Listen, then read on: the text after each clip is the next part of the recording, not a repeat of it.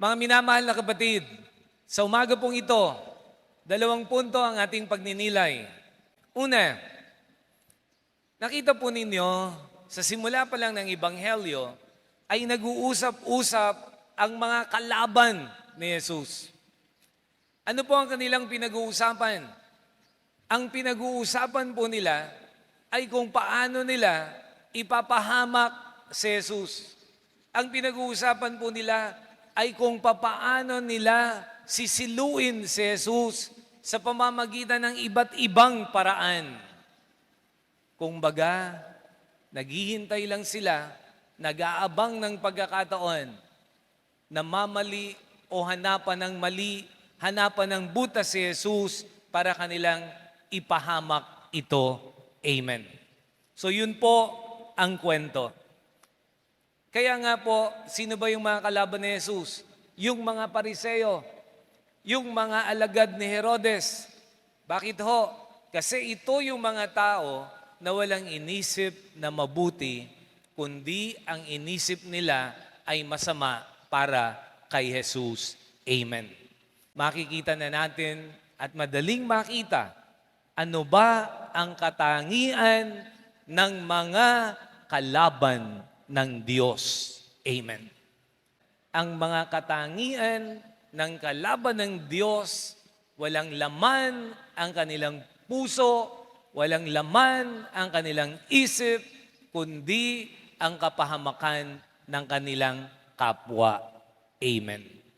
Kung mag-isip ay masama, kung magsalita ay masama, ang laman ng puso ay masama. Mga kapatid, pag meron po kayong kasamang ganyan, lumayo na po kayo. Amen. Sapagkat unang katangian ng kalaban ng Diyos ay ang masamang mag-isip, masama ang laman ng puso, at ang hangad sa kapwa ay kapahamakan. Amen. Kunyari ay nagtatanong, subalit hindi naman pala interesado na matuto, subalit nagtatanong lamang upang maipahamak si Jesus. Mga kapatid, sa buhay po natin ay ganito rin tayo. May mga taong masamang mag-isip. Mag-ingat po kayo. Amen.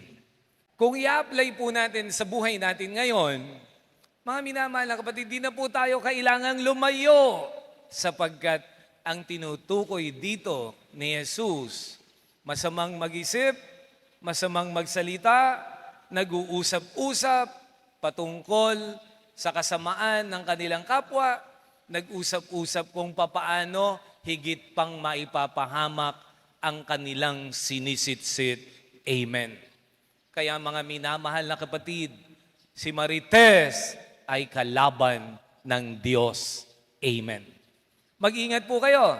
Kasi alam naman po natin, kapag sitsita ng usapan, alam naman po natin mga minamahal na kapatid kung anong ibig sabihin nito. Kapag sitsita ng usapan, yung mga nag-uusap-usap, ang feeling nila, mas magaling sila sa sinisitsit nila. Amen. Katulad ng Pariseo, palaging mas magaling sa kapwa. Katulad ng mga kasama ng mga Pariseo, they always think of themselves.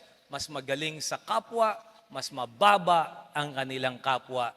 Kaya hinahamak nila ang kanilang kapwa. Amen. Alam niyo po, nagkakampihan ng mga kalaban ni Jesus, no? Magkakampihan po yan. Kunyari may magsasalitang isa, tapos kakampi na po yan. Kunyari ay magtatanong, Sister, kumusta na ba si Sister ganon? Kumusta na kaya siya? Pagkatapos sasagot naman po yung kasister niya, palagay ko'y mabuti naman. Sister, kumusta na? Ano na kaya nangyari? Hindi ba 3 na asawa niya? Parang nagkukumustahan. Hindi naman pala nagkukumustahan. Sumasagap lang pala ng sitsit. At ang pag-uusapan pala ay kung papaano ang kapahamakan din ng kanilang kapwa sapagkat nagkamali na nga, pinag-uusapan pa at idinidiin pa. Amen. Mga kapatid, mag-ingat po tayo because we may have fallen or we may fall into the trap at baka mapunta tayo sa mga kalaban ni Jesus. Amen. Pangalawa na bibigyan po nating diin sa umagang ito. Ibigay kay Cesar ang kay Cesar at ibigay ang sa Diyos ang para sa Diyos. Mga kapatid, related po ito sa dalawang pag-ibig. Pag-ibig sa Diyos at pag-ibig sa kapwa. Ang Cesar ay representation ng pamahalaan sa pamayanan. Of course, alam naman natin, ang sa Diyos ay sa Diyos, syempre ang sa Diyos ay para sa Diyos. Subalit napakatalino ng sagot ni Jesus. Ibigay ninyo kay Cesar ang para kay Cesar. Ibigay ninyo sa Diyos ang para sa Diyos. Pag sinabi nating pag-ibig sa Diyos, mga minamahal na kapatid, ang pag-ibig sa Diyos ay may kinalaman sa pagiging mabuting Kristiyano. Amen. Ang mabuting Kristiyano. Kapag sinabi naman pong pag-ibig sa kapwa, may kinalaman po ito sa pagiging mabuting mamamayan. Amen. Ang para sa Diyos ay para sa Diyos, ang para sa kapwa ay para sa kapwa, subalit ang dalawang pag-ibig na ito ay pagpapatunay lamang ng pag-ibig sa Diyos. Amen. Ano pong sinasabi? Ibigin mo ang Diyos ng buong puso, ng buong kaluluwa, at ng buong lakas. Pagkatapos ano po ang kasunod? Ibigin mo ang iyong kapwa. Pagkatapos, later on, isa na lang ang sinabi ni Jesus, mag-ibigan kayo gaya ng pag-ibig ko sa inyo. Amen. Mas madaling unawain, magmahalan kayo gaya ng pagmamahal ko sa inyo. Ito po ang ibig sabihin ng ibigay kay Cesar. Meron tayong tungkulin sa ating pamayanan. Mayroon tayong tungkulin na maging maayos ang ating pamayanan. Ano ba ang pamayanan? Ang pamamayanan ay binubuo ng mga mamamayan. At ang mga mamamayan na naroon na bumubuo ng pamayanan ay mga Kristiyanong mamamayan. Ibig sabihin, nagmamahal sa Diyos at nagmamahal sa kapwa. Amen. Tingnan niyo po ito. Malinis ang bahay, malinis ang bakuran. Gusto niya malinis ang kanyang bahay. No? Tapat mo, linis mo. No?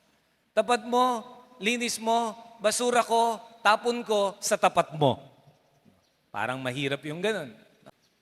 Mga minamahal na kapatid, it is so easy to understand na kapag sinabing mabuting mamamayan, gumagawa ka ng kabutihan.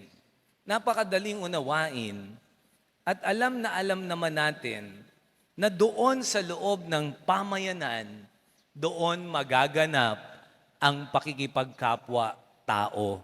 Amen. Ang pakikipagkapwa-tao ay walang iba kundi ang pagmamalasakitan natin sa isa't isa. Amen. Tama, mali? Tama po yun. Kaya, simple lang, bigay mo ang para sa Diyos at ibigay mo ang para sa iyong kapwa sapagkat ang common denominator nito, ang pag-ibig sa kapwa ay iyong patunay ng iyong pag-ibig sa Diyos. Kaya ang mabuting Kristiyano ay mabuting mamamayan.